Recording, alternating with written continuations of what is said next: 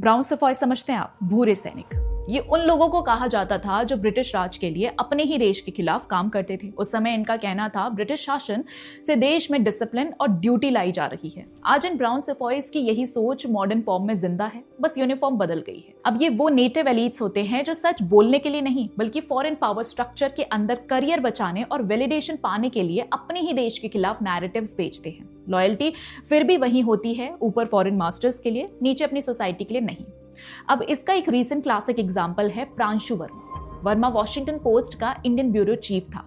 New Delhi से south Asia coverage संभाल रहे थे और खुद को अकाउंटेबिलिटी जर्नलिज्म का फेस बताते थे। फॉरेन मीडिया इकोसिस्टम में उसकी इमेज एक सीरियस इंडियन कॉरेस्पॉन्डेंट की थी जो सपोजिटली पावर से सवाल करता है और डेमोक्रेसी को डिफेंड करता है। लेकिन वर्मा की रिपोर्टिंग का पैटर्न बताती थी कि वो एक टॉप क्लास ब्राउन सफॉय है। वॉशिंगटन पोस्ट के इंडिया ब्यूरो को संभालते हुए प्रांशु का काम था इंडियन बिलियनियर्स को क्रोनी कैपिटलिज्म के फ्रेम में दिखाना, इमिग्रेशन पॉलिसीज को मुस्लिम प्रोसिक्यूशन बनाना, इंडियन कंपनीज को रशिया की वॉर से जोड़ना और इंडिया यूएस रिलेशंस के हर टेंशन का ब्लेम इंडिया पर डालना। लेकिन ये सब भी काम नहीं आया और वॉशिंगटन पोस्ट से इनका भी ले ऑफ हो गया। ले ऑफ्स के बीच उसने जेफ बेजोस को टैग करके ट्वीट किया, बोला वॉशिंगटन पोस्ट इंडिया में उन फ्यू आउटलेट्स में से है जो गवर्नमेंट प्रेशर के बिना अकाउंटेबिलिटी रिपोर्टिंग कर सकते हैं। फिर एग्जांपल्स गिनाए, billionaires, deportations, Russia diplomacy, and में मेंशन किया we want to keep doing our jobs. ये जर्नलिज्म का डिफेंस नहीं था, ये एक पिच थी। रिज्यूमे, लॉयल्टी सर्टिफिकेट और आइडियोलॉजिकल प्लेज तीनों एक साथ।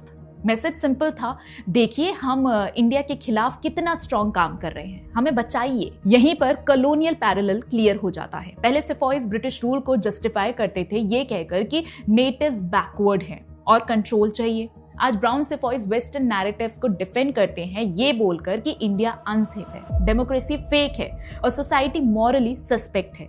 लॉजिक वही है, बस लैंग्वेज नहीं। और सबसे बड़ी आयरनी ये है कि जो इंडिया को अथॉरिटेरियन बोलता है उसकी अपनी रोजी रोटी एक बिलियनियर ओनर के मूड पर डिपेंड करती है। और ये किसी एक जर्नलिस्ट की बात नहीं है, ये पूरे वेस्टर्न मीडिया सिस्टम का पैटर्न है जहां career survival India bad narratives लिखने से जुड़ा होता जा रहा है और फॉरेन ब्यूरोज रिपोर्टिंग डेस्क नहीं आइडियोलॉजिकल आउटपोस्ट बन चुके हैं। और वर्मा का ये ट्वीट कंफर्म करता है कि कुछ फॉरेन कॉरेस्पॉन्डेंट्स इंडिया को रिपोर्ट नहीं करते, इंडिया को वेस्टर्न ऑडियंसेस के लिए प्रोसिक्यूट करते हैं, जहां आइडियोलॉजी जर्नलिज्म बन जाती है और प्रेजुडिस अकाउंटेबिलिटी। और यही सच भी है कि ब्राउन सफॉय वो नहीं होता जो अब्रॉड में काम करता है। ब्राउन सफॉय वो होता है जो अब्रॉड सरवाइव करने के लिए अपने ही देश पर हमला करता है और फिर अपने ही फॉरेन मास्टर से भीख मांगता है कि उसे कंटिन्यू करने दिया जाए।